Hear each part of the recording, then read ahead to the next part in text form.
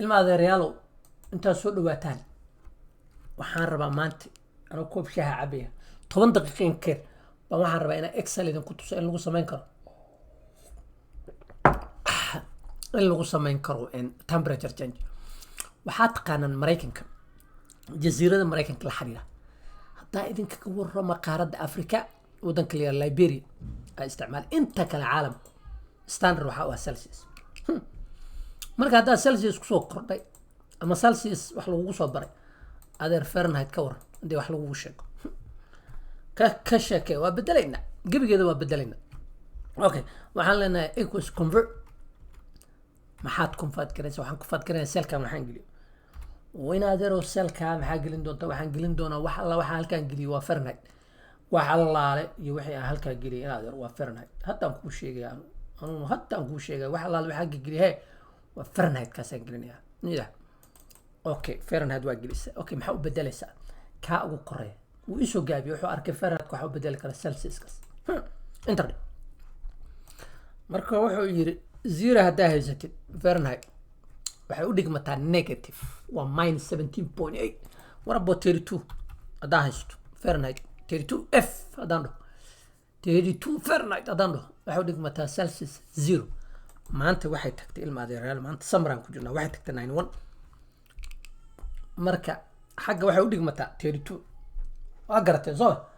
intana sidoo kale Celsius tan Fahrenheit aan ka soo bedelnay Celsius oo bedelnay soo tan Celsius aan ka qaadaynaa Fahrenheit aan gelinaa way الله نعمل convert ما convert كرني سلكة ما حنقلي أو أنا هذول السلكة محل هذا سلكة سو حنقلنا هي ورد ما أنتوا نمو أحبار الرادين إنه وبقري الناب سلكة وحنقلنا زي سلسيوس بنقلنا أوكي أو محاول بدلها محاول بدلها هي فahrenheit بقى بدلها هي جيب كده بقرينا هذا معنا أنت نم بوكس كبر هذين إنترنت ها أوكي مركب وحير 0 سلسيوس مركب هي ستة و2 فahrenheit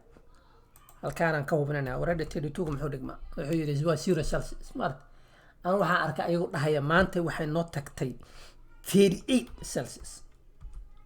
100 kiba xireen adarga caleed kaaga runta waa 100 waa hot ha u malayn 38 alla qabow maanta waa 38 qabow soo Mareykanka